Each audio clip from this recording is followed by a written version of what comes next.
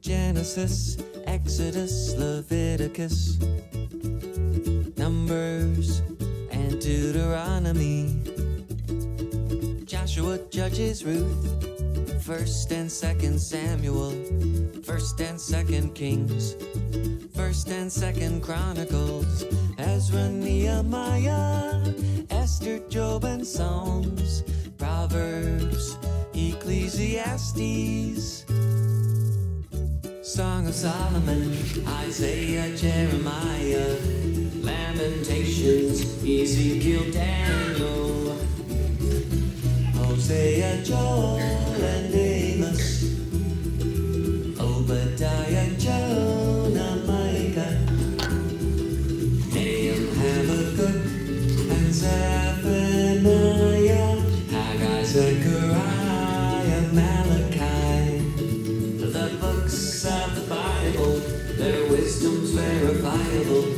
Scripture has a power that's undeniable.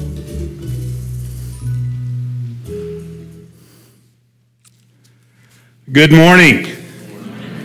Oh, sorry about that. I wanted you to hear the whole tune so it would really have a chance to stick in your head. So since we weren't able to, I'm going to sing it for you.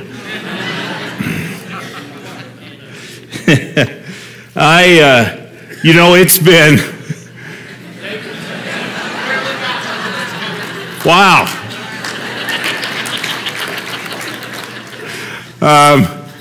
It's been 40 years, over 40 years, 40 and a half years since I made a decision for Christ, became a Christian. And one of the things that I did less than 30 days in after making that decision is I memorized the books of the Bible in the order that they're found in the Bible.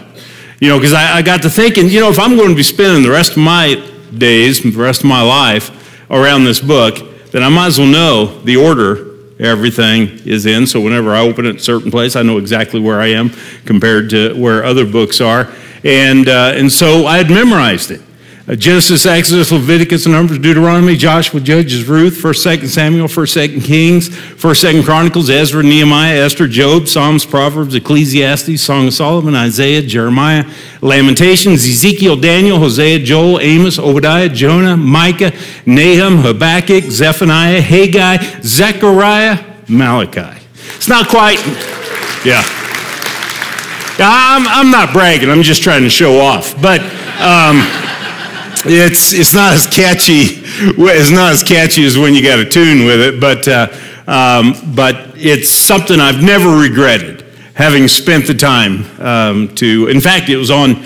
Some of you know about Christ in Youth (CIY). It was on a trip to Tahlequah, Oklahoma, that I thought I'm going to make use of this time. I wasn't driving; I was just one of the kids in the van, 17 years old, and I memorized it on the way to Tahlequah, Oklahoma. So beneficial. That's where we've been spending our time recently in the first half of your Bible, in the Old Testament. We're hitting the 80% mark in the series now, the fourth of 5 messages. And like I pointed out on a couple of previous Sundays, I think when it was first announced that I was going to spend every Sunday in the month of March giving messages based on the Old Testament, I think there was kind of a collective, oh boy, sort of a thought, because we have certain images in our mind and thoughts about the Old Testament and the details and who begat who and all of this kind of stuff. And we were thinking that it's just going to be dry and it's just going to be like, okay, maybe some history, sprinkled in, but, not a whole lot of stuff relevant to the way that I should be living my life today. Well, hopefully you, like me, have discovered that that's far from the case. The Old Testament, the things that we've been touching on, have been very relevant. As a matter of fact, when you stick your nose in the Old Testament and you spend some time reading through it, you begin seeing that there's a lot to be gained from it. In fact, many of the expressions that people use today come from the Old Testament. I've got a big long list here in my notes, but I'm not going to read all of them. Let me just give you a few. Eat, drink, and be merry. That's an Old Testament phrase, Ecclesiastes. The four corners of the earth. Old Testament, book of Isaiah. A drop in the bucket. Again, Isaiah. By the skin of your teeth, Job. There's nothing new under the sun, Ecclesiastes. How the mighty have fallen, 2 Samuel. The writing on the wall, Daniel. Pride goes before a fall, Proverbs. Hot diggity dog. No, that's not there. Sorry. I wish it was. That'd be so fun, but it's not. It's not. Maybe it's one of the Apocrypha books. So if you got a Catholic edition of the Bible, maybe it is there. All right. Let's move on, okay? Although that really is funny.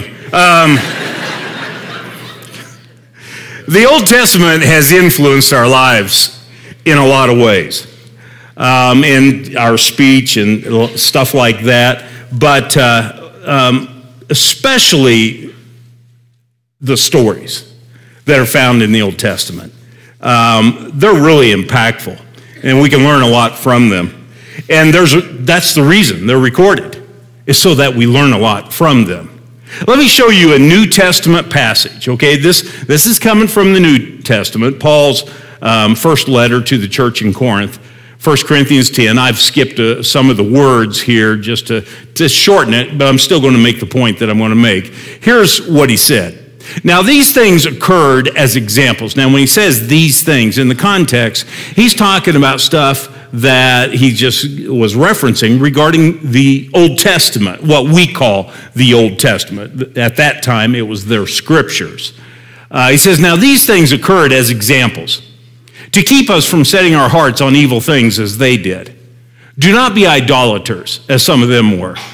We should not commit sexual immorality, as some of them did. We should not test Christ, as some of them did. And do not grumble, as some of them did. These things happened to them as examples and were written down. Okay, that's why we got them today in our Bible. They were written down. They happen as examples and were written down as warnings for us, on whom the culmination of the ages has come. So, if you think you're standing firm, be careful that you don't fall.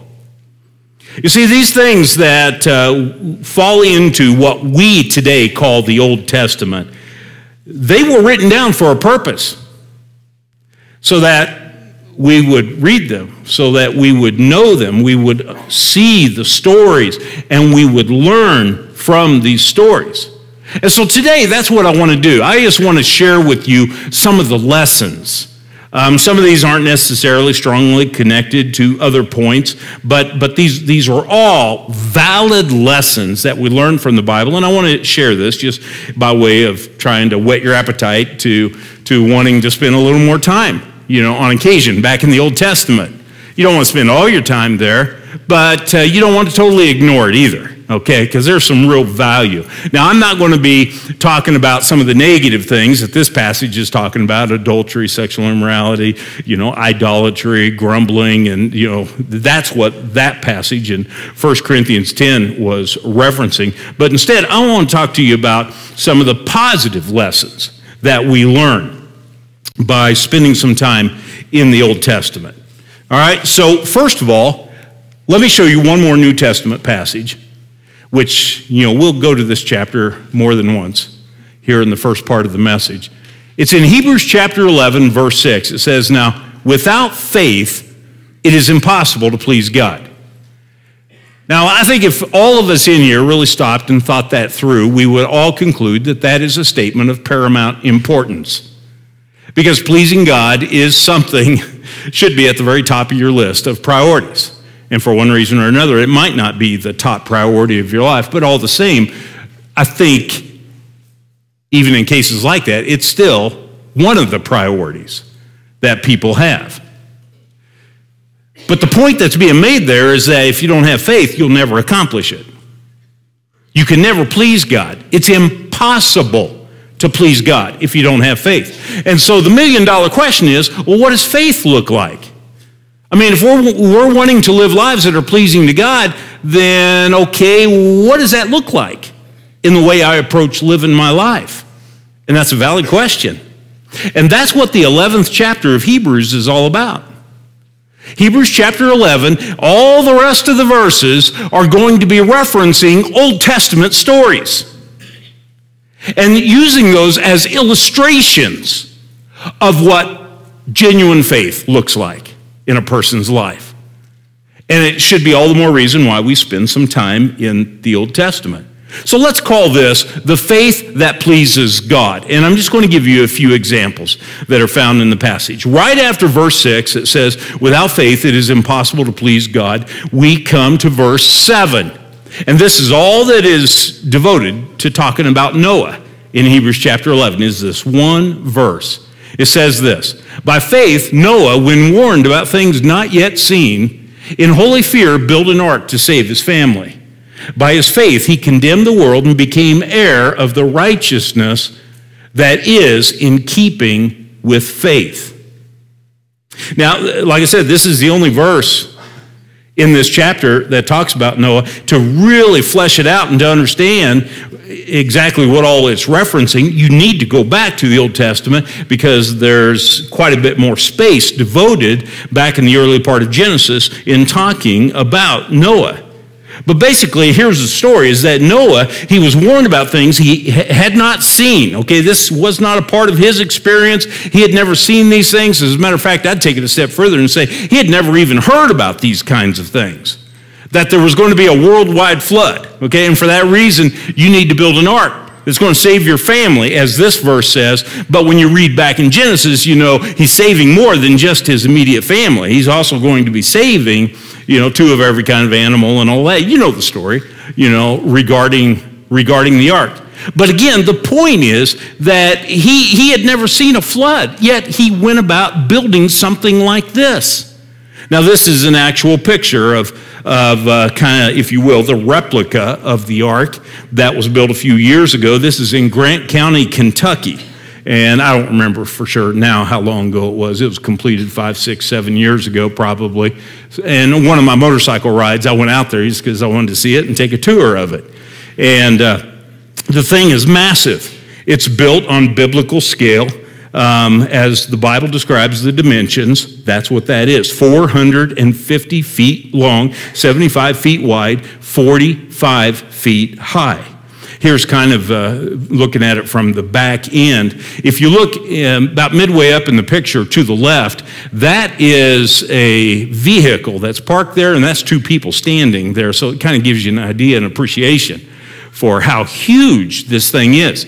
And Noah was instructed to build something that was very similar to this, the same size as this.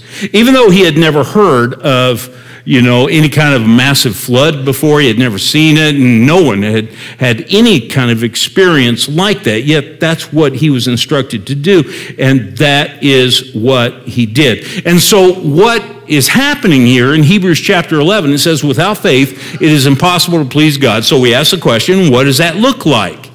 One of the answers that we get back when we take a closer look at Noah is that a major component of Noah's faith was obedience.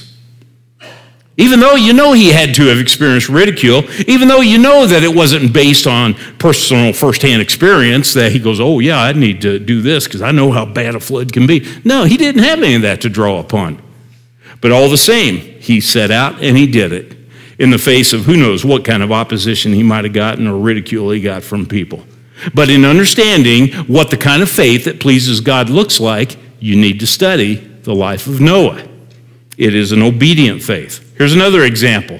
In just a couple of verses after verse 6, where it says, without faith it's impossible to please God, it mentions Abraham. And it says this, by faith Abraham, when called to go to a place he would later receive as his inheritance, obeyed and went, even though he did not know where he was going. Abraham, or at that time his name was Abram, when you read the Old Testament part of this story, and his wife's name, Sarah, was actually Sarai. That was before their names were changed by God. But yet, Abraham was given instructions. Pack your bags and move. However, a part of those instructions did not include anything about what the destination was, as to where they were moving. Yet, Abraham went ahead and broke the news to Sarah, and they packed and they moved. Now, try to fully appreciate what is happening here with Abraham and understanding what the kind of faith that pleases God, what it looks like. Try to put yourself in Abraham's shoes. Husbands, in here, think about this. What would be the likelihood that your wife would jump at the opportunity and start pulling out the suitcases and start packing? If you walked in one evening after work and you just said, honey, hey, we need to pack up. We're going to move. What would be her first question? Where are we going? And your answer? I don't know, but we need to move. Now, what's the likelihood she's going to pack anything? You know what she's going to do? She's going to turn around and go right back to whatever it was she was doing before you started that conversation. Because she's just going to think, you're an idiot. Okay, I'm not going to do that. All right? But yeah, here, that's what Abraham had to work with.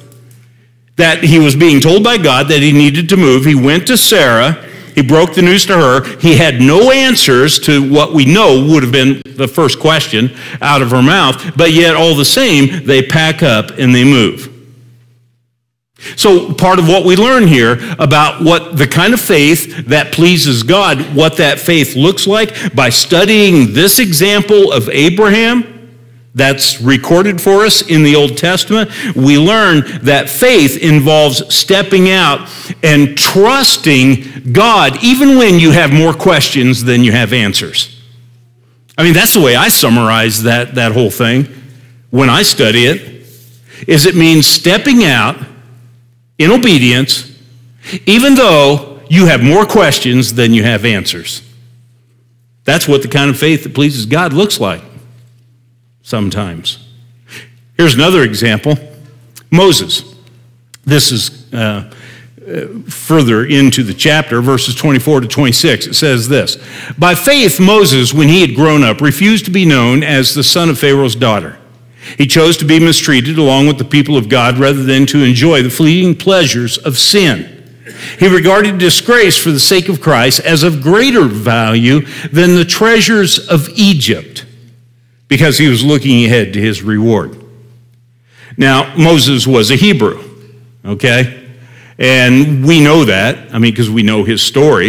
Even though he's growing up and living in all the luxury and comfort and all the perks associated with being in Pharaoh's household, the palace of the most powerful country in the world back at that particular time. He had basically everything that he could possibly want. But yet he walked out from all of that. He refers to it in the middle of that passage as the fleeting pleasures of sin. You see, his mom, after, the whole story, because Genesis tells us, or Exodus tells us about that story, about how his mom put him in a basket and set him out among some reeds in the Nile River, and Pharaoh's daughter saw him and saw what a cute baby he was and adopted him, and then had a Hebrew brought to nurse him, because the law of the land was you had to kill all your baby boys at the time. So there was a lot of Hebrew women available to nurse a child, unfortunately, because of that decree that Pharaoh had made. But it ends up being Moses' mom that nurses him and basically tutors him until he's weaned, and then that's when he's totally in Pharaoh's household and all this stuff. But during that time, his own mom had planted the seeds of faith and taught him about how he was a Hebrew and his heritage and all of this kind of stuff. And so as an adult, he's looking at the whole situation, and he considers staying put where he is, living with all the perks and the pleasures of being in Pharaoh's household, and possibly even, scholars debate this point, being in line to sit on the throne himself. All right, now that's a debatable point, but he's got all of this right there around him, but he sees that as being a fleeting pleasure of sin. And so he walks out because there's something of greater value than all of that treasure. In a very literal sense, that was treasure. But yet he had something in mind that was more valuable. So part of what I learned when I study this about Moses, that's being brought to our attention right after it says, without faith it is impossible to please God. What I learned is that faith involves looking at the big picture. Faith is not just a matter of being short-sighted and looking at what is going to make my life comfortable this next week, this next month, this next year, this next 10 years. You don't become fixated on the short term. You're looking at the big picture. That's what faith does when you're living a life of faith. Okay, so it helps to flesh that out more. That's the benefit of this stuff being written down in the Old Testament, whether it was Noah, Abraham, or Moses. All of these are helping to illustrate what a life that is pleasing to God, what it looks like. Let me give you another example. This will be the last one that I'll use. This is a very brief statement that is found. It doesn't specifically mention Joshua, but it is talking about Joshua. Hebrews chapter 11, verse 30, it says, "By faith the walls of Jericho fell after the army had marched around them for 7 days."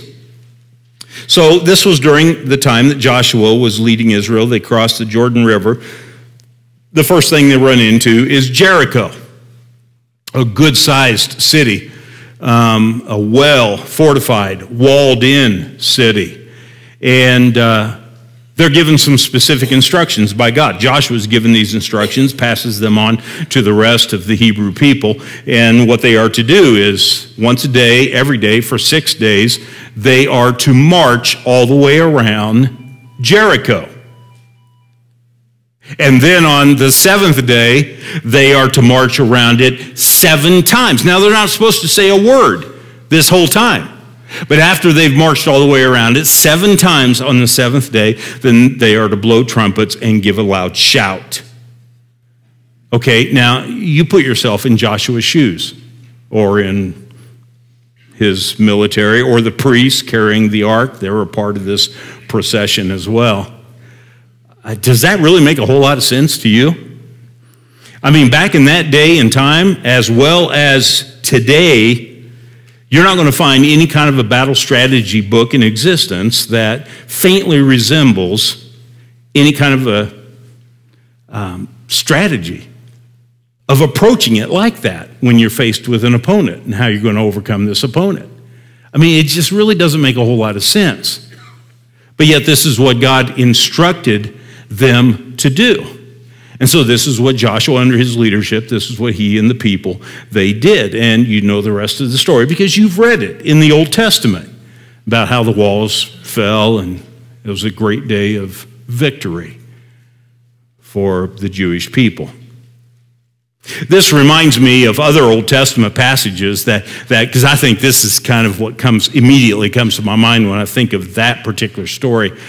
Proverbs 3, verses 5 and 6 says, "Trust in the Lord with all of your heart and do not lean on your own understanding." If Joshua had been leaning on his own understanding, I really doubt that he would have been marching around Jericho once every day for 6 days, and then on the 7th day marching around it 7 times and blowing trumpets and giving a loud shout and then watching what was going to happen next. If he was leaning on his own understanding, I don't think he would have done that. But the fact is, he wasn't leaning on his own understanding. He was trusting in the Lord with all of his heart. In all your ways, acknowledge him, and he will make your paths straight. See, that's part of what faith looks like. Faith isn't just a matter of doing only the things that make sense to you. Faith is a matter of taking God at his word and acting on it, okay?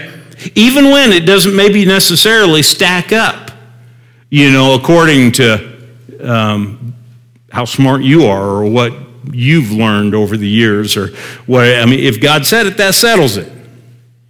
That's what living a life that's pleasing to God. That's a big part of what it looks like. All right, let me shift gears a little bit, because that particular story kind of naturally leads my mind into a couple other stories that illustrate this point, that the Lord works in mysterious ways. And the Old Testament has got several of these kinds of stories that are just really fun to study because they're really enlightening as far as opening your eyes to the God that we serve and the way that He functions, and sometimes it's just amazing. For example, Joseph's story is really incredible. The last 10 to 12 chapters of the book of Genesis tells us Joseph's story. Now, Joseph was one of a whole slug of boys. This family had a whole bunch of boys in it, but their dad was playing favorites. Joseph was his favorite. Let me just tell you, because a number of you in here are in the middle of raising kids right now in your home, if you want a surefire way of creating problems in your family, pick a favorite and make it obvious, okay? I mean, they didn't print T-shirts back in that day. So his dad, gave him just a really colorful jacket, okay? Nowadays, you probably want to go to a printer and say, I'm my dad's favorite, and have your dad's signature on it or something, that communicates that. Because what that did in Joseph's family is that just really irritated his brothers to no end. And they were angry, and they mistreated him, and they never spoke a good word to him, and they actually hated him. Now, the dad is the one who was stirring all this up because of his favoritism, but they didn't take it out on their dad. They took it out on Joseph. And so one day they're out taking care of some sheep, and in the distance they see their brother coming, Joseph, and of course they know it's him because of that jacket he's wearing. And so they cook up this plan, and they're saying, man, let's just beat him up and get that jacket and throw him in a hole in the ground. And they all agree that sounds like a good plan. And so when Joseph comes, they beat him up and throw him in the hole, and then they're debating. Some of them think, well, let's kill him. Others are like, that might be going a little too far. And so like when the oldest brother is away for some reason, maybe chasing down a sheep or something or other, some traveling merchants come along, some Midianites who are on their way to Egypt. And the brothers are like, hey, you know what? Because if we kill him, we got to do something with his body and all this stuff. And how about we make a couple of dollars? Let's sell him. Yeah. And they strike a deal with the Midianites, and they sell him for $10 or something or other. And they pocket the money. And now Joseph is on his way going to Egypt. And down in Egypt, he ends up being sold as a servant to one of the high-ranking officials in the Pharaoh's kingdom, and this is a fellow named Potiphar, and so he's helping Potiphar, is running things around the house and all of this kind of stuff for a period of time, and then Potiphar's wife, gets to making googly eyes at him, and he doesn't respond, in the way that she wants, and so she trumps up these charges of attempted rape, and the next thing you know, Joseph now is in prison, okay? And I mean, this whole thing is just spiraling out of control. It's going from bad to worse, and if you try to chase it down, what was the first domino that got knocked over? I mean, about all you can come up with is his dad's favoritism, okay? That's where it all started. And now, I mean, look at it. I mean, he's spending time in prison because he's been charged, convicted of attempted rape.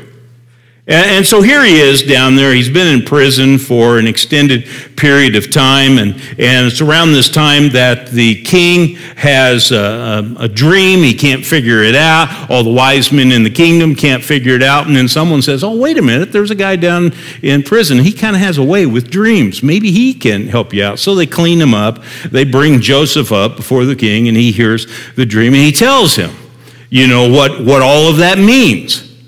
And then he explains, now you're going to have 7 years of abundance, so you need to stockpile as much of the harvest and everything that you can, because then 7 years of famine, you're going to need all of that reserve for that time. And the king's listening to all this, and he's just like, man, I can't think of anyone that'd be better to coordinate all this than you. So let's give this guy a nice place to sleep and get him out of the dungeon and put him in charge of this whole endeavor. And sure enough, for the next several years of abundance, he's stockpiling all this stuff. And then the years of famine come, and it becomes really bad. By the second year, 2 years into it, it is so bad that all outer-lying nations are struggling as well. And lo and behold, who ends up on their doorstep down in Egypt? It's all of Joseph's brothers. And they're looking for some food, some grain. Joseph recognizes them right away. His brothers don't recognize Joseph, okay? Because a number of years have passed now. And plus probably the outfit he was wearing and stuff, was totally different than anything they had seen him in years earlier when he was a teenager. And so Joseph, he has a couple encounters with them, and then finally he reveals himself to them. And the thing that is so amazing is that Joseph is not bitter. He is not resentful. And a part of what we're learning in this story is that God was using all of that whole string of events to accomplish something greater than anyone ever imagined. I mean, as each one of those events was unfolding, no one had a clue what this was all ramping up to. The first person who started kind of connecting the dots was Joseph. And so then when he saw his brothers, here are the words of Joseph to his brothers. And now, don't be worried or angry with yourselves for selling me here, because God sent me ahead of you to preserve life. All right, and at this point, I imagine his brothers were like, brother, I think you kind of forgot what the history was. God didn't send you here. It was those Midianites we got $10 from. They're the ones that brought you here. But they're not going to interrupt Joseph, given who he was at this time. So Joseph goes on. For the famine has been in the land these 2 years, and there will be 5 more years without plowing or harvesting. God sent me ahead of you. Therefore, it's not you who sent me here, but God. You see, this was something that just kind of probably blew their minds that what? But Joseph was getting it. He was understanding it, and it was all about the providence of God, how God can be involved in the details of our lives, working and doing things right underneath our nose, and we are clueless of what's ramping up here. But we're a part of it, and God is using us for a certain end result that's going to come to pass. And it's such a cool story when you read it, because it just, the way we would assess it if we were in Joseph's shoes is we'd say, oh man, what a setback. Oh, that is rotten. And we'd have a pity party for ourselves. We would be going through that kind of stuff emotionally and mentally in the middle of it all. But the reality of the matter is that God had a higher purpose behind all that stuff. Let me tell you another story, and I know for some of you in here, this is one of your favorite stories in the Old Testament, Esther's story. It is in so many different ways an inspirational story. This was during the time that the Hebrews, they had been conquered and deported, and now they live in a foreign country. And the king that's sitting on the throne in that country is a fellow by the name of Xerxes. And it is the predominant powerful country in the world at the time. And Xerxes and his people, they really know how to throw a party. And he decides that they're going to have this huge party. It's recorded in Esther chapter 1. And the party lasts 6 months. A 6-month party. Now wrap your head around that a little bit. A 6-month party. And at the end of that 6 months, do you remember what they concluded? That wasn't enough time. We need to extend this a little longer. Esther chapter 1. Read it. If you forgot that, you're forgetting parts of the story. So they extend the party even beyond 6 months. And it's during this time that Xerxes, King Xerxes, he's really wanting to show off. He's wanting everyone to know how wealthy he is and powerful and all this. And he's really proud of how beautiful his wife is, the queen. And so he wants to parade his wife in front of everybody at this party. But his wife, as soon as she catches word, she's like, I'm not going to do that. I'm not going to let him use me like that. And she refuses. She's not going to cooperate with this. All of a sudden, all the counselors around King Xerxes are like, you can't let her get away with this, because if she gets away with this, all the wives in the kingdom are going to start acting like that. Basically, they're just saying, I don't want my wife doing stuff, pulling stunts like this too. And so they're all telling Xerxes that, well, you need to put your foot down here. And then someone gives the advice, you need a new queen is what you need. How would we do this? Let's have a beauty pageant. That sounds good. Yeah, a pretty wife. Great, let's do it. And so they have this beauty pageant that basically they scour the entire nation to find every beautiful woman that they can. They bring her there to the capital city, and they have this great big pageant, and lo and behold, guess who wins?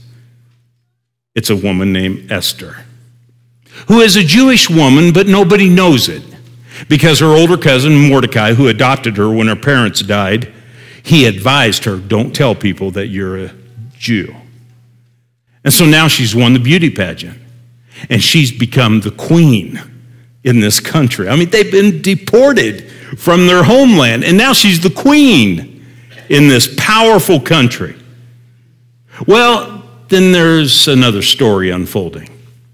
Mordecai, he's sitting out near the gate, and he overhears a plot to take the king's life.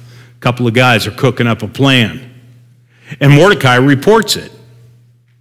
And so the word gets to the king, and so they investigate it. Sure enough, it's true. Found to be true. They take these two guys and they deal with them, and that whole incident is recorded in the record book of the kingdom. And then we have another storyline unfolding. It's a fella named Haman. Haman is all about Haman. I mean, he's full of himself.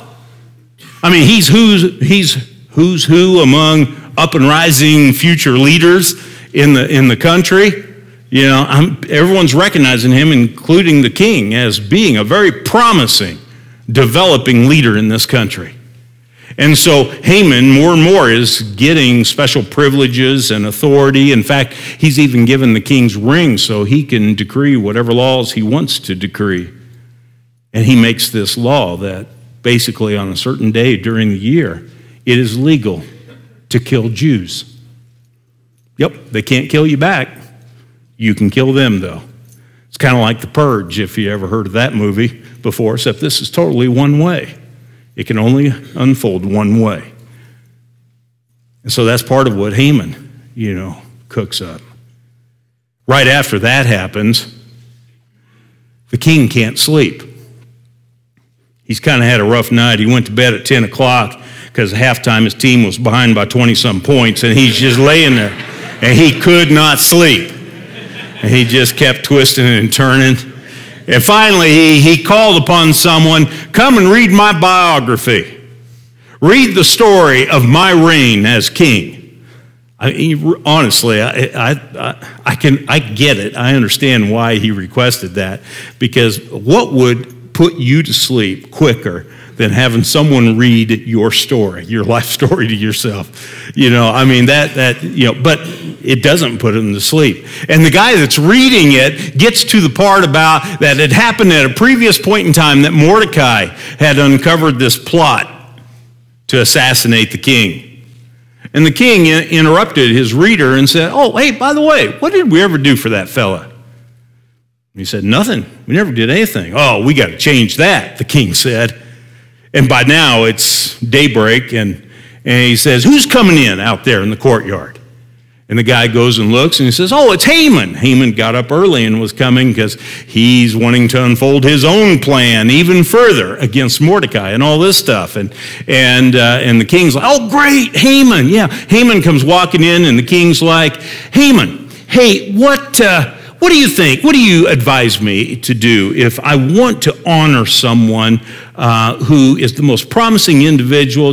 I really like him, and I want everybody in this capital city to know how much I appreciate him and all this. Now, Haman's listening to all this, and he's like, man, he's got to be talking about me. Okay, so he comes up with this elaborate plan, thinking he's the featured focal point of it all, and then the king likes it and says, man, that's great, Haman. Why don't you go get one of the royal horses that I've ridden on and go out to the gate where Mordecai is and let him saddle up, and you be the one who leads him through all the streets of the city, announcing, this is what the king does to those that he wants to honor. Haman is just absolutely humiliated through doing all of this. And this is the unraveling point. Stuff starts unraveling as far as what Haman is doing and all. Now, there's still this decree, this law that Haman put into motion that can't be revoked for certain reasons. And it's during this time that Mordecai, Esther's older cousin, gives her some counsel. And here it is. If you keep silent at this time, liberation and deliverance will come to the Jewish people from another place. But you and your father's house will be destroyed. Who knows? Perhaps you have come to your royal position for such a time as this. This is so cool. Because if you look at it at just a surface level, how would you assess Esther coming to her royal position? She won a beauty pageant. She was pretty. Yeah, I mean, how much further can you carry the thought? I mean, that's basically the conclusion you would make. And Mordecai, he's got insight here that he's saying, Esther, there's more going on here. And this is one of the cool things about the book of Esther is that God is never directly referenced, not even one time in the entire book. And yet his fingerprints are all over the place. And that's what Mordecai is alluding to here. He says, who knows, perhaps you have come to this royal position, being the queen, for this very moment, for this very reason. And so she takes his encouragement and she approaches the king, knowing full well it could cost her her life, because that's the way things were done. If you weren't summoned, even if you were the queen, the king could have you executed there on the spot. But the king received her and heard her out, and then eventually Haman, everything unravels with him, and it's a great day of victory for the Jewish people. But again, you look at this, and it's such an interesting story. But then when it all unfolds, like when the king, can't sleep and all the timing of things, and all of a sudden you learn a very valuable lesson about the providence of God. So, you look at these two stories, and whether it be setbacks, things going from bad to worse in your life, one negative thing following another negative thing, like it was with Joseph, or whether it be something that's just incidental, coincidental, the timing of something unfolding, or the winning of a contest, or something like this, that, you just think, well, it just happened. I was in the right place at the right time. I was lucky, whatever. And there's a whole nother way of looking at things. And that's part of what these stories help open our eyes to realizing God's providence, even in the details of our life. Now, there's one more that I want to try to touch on, and I'll try to move through this quickly. And that is this: leadership matters more than you realize. One of the loudest and clearest messages that I I pick up on in the Old Testament, and actually it's all throughout the Old Testament, though at times it's more prominent than other times, is that leadership really, really is critical. When you trace God's people all throughout the first part of the Bible, you start picking up on the fact that they had lots of ups and downs. Okay, there were times that as a people they were flying high and things were going pretty good, and sure there was some outside opposition, but they for the most part had their act together. But then you turn the page in your Bible and everything changes, and all of a sudden the bottom falls out, things get really messy. The outside opposition isn't nearly as serious as the threat of the inner deterioration that's happening among the Jewish people. And so the question you got to ask is, what's going on? What changed? I mean, why did this change, so rapidly? And so many times the answer comes back to leadership. Because leadership can be good and leadership can be bad. And one of the examples we talked about earlier was Joshua. This is at the very end of Joshua's life. It says this: Israel served the Lord all the days of Joshua and all the days of the elders who survived Joshua, and had known all the deeds of the Lord which he had done for Israel. So basically it's saying that for the most part, Israel was doing pretty good in doing what they should be doing and functioning the way that they should be, as long as Joshua was alive, or as far as that generation that were around Joshua and had experienced some of the same things Joshua had. But the reality is those guys were dying. Now, that's the very end of the book of Joshua. The very beginning of the book of Judges pretty much verbatim says the very same thing. All right? It's the same sort of a statement that's saying things were going well when Joshua and the elders, those around him, were still alive. Okay? But then you get into the next few verses, and it says this: Then the sons of Israel did evil in the sight of the Lord and served the Baals, and they forsook the Lord, the God of their fathers, who had brought them out of the land of Egypt. Okay, so now Joshua and the elders, they're all gone, and now you see things are going south. Okay, things aren't very, very healthy in what is happening. You go a little bit further down, and it starts saying, okay, this is when God is raising up judges. And that's what the book of Judges is all about. Judges, basically, don't think of a guy with a gavel. Think of a deliverer. That's what a judge was, a deliverer who came on the occasion when people were being oppressed and delivered the people from whatever the opposition, the enemy was. That's what the book of Judges is all about. And it runs a cycle, and that's what this passage is talking about. When the judge came and was delivering the people because the Lord was moved by pity because of their groaning and everything, then all was good. But it came about, this last sentence, it came about when the judge died that they would turn back and act more corruptly than their fathers in following other gods. So you see this cycle that just goes over and over and over. It just keeps repeating itself throughout the book of Judges. And the distinctive thing is leadership. That is what is making the difference all the way through there. And Judges ends with this statement. It says, in those days, there was no king in Israel. Everyone did what was right in his own eyes. And that is not a good statement. That means it was a mess. Because people were here, there, and everywhere. And I mean, things were a mess in Israel. To illustrate this a little more, who was the first king? Saul, right? The very first king of Israel. That was after the time of the Judges. Who was the second king?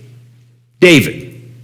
All right. So Saul is king, and one of his big opponents that he's facing off with frequently involves the Philistines. And among the Philistines, there's this giant of a man, over 9 foot tall, played for Gonzaga when he was in college. And here it is, when Saul and all Israel heard these words from the Philistine, because the Philistine Goliath is defying the ranks of Israel, right?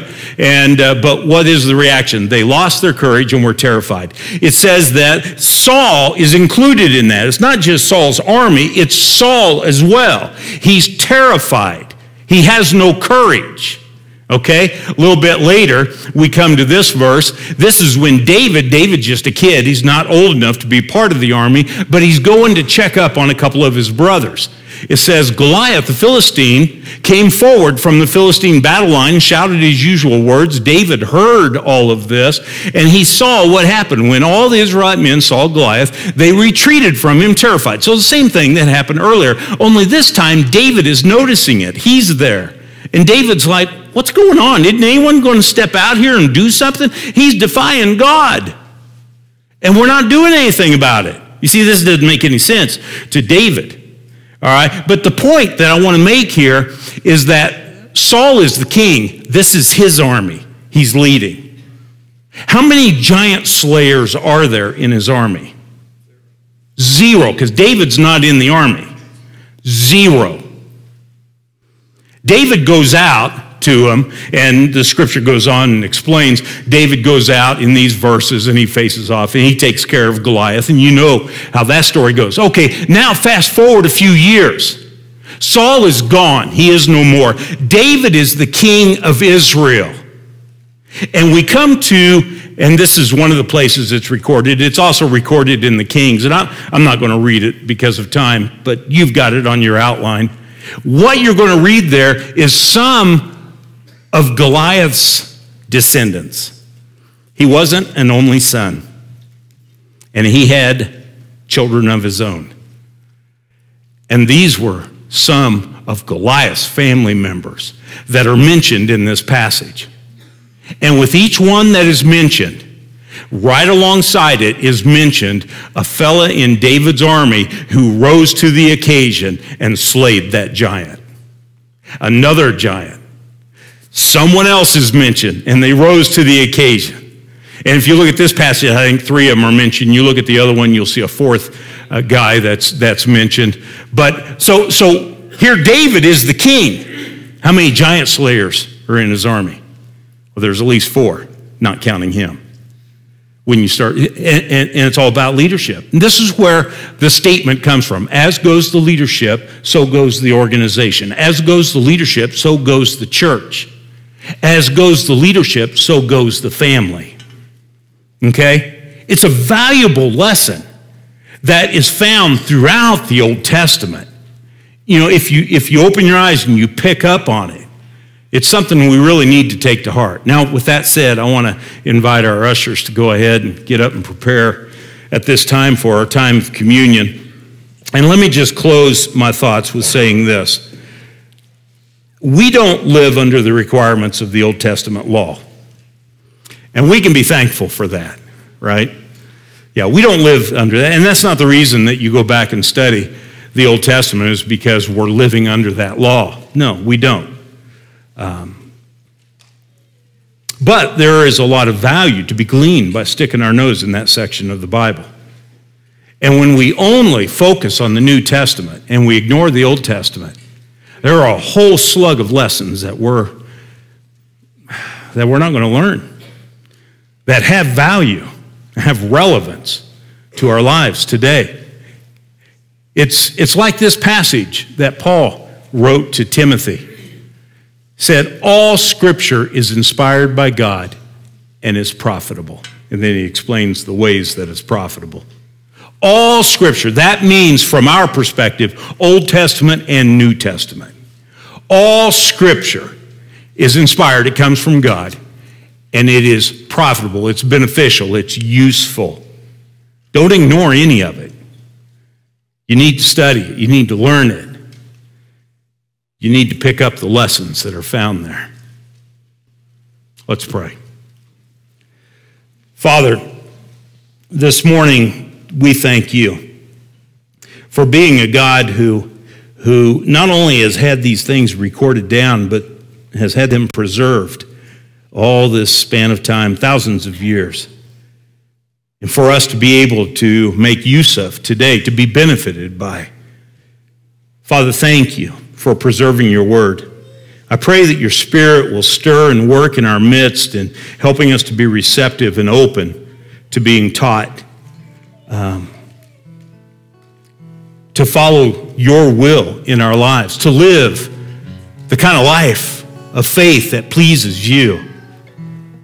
Father, might we understand how you work in the details of our life. Might we understand the importance of leadership in whatever kind of a setting it is, whether it's the family or our country or the church.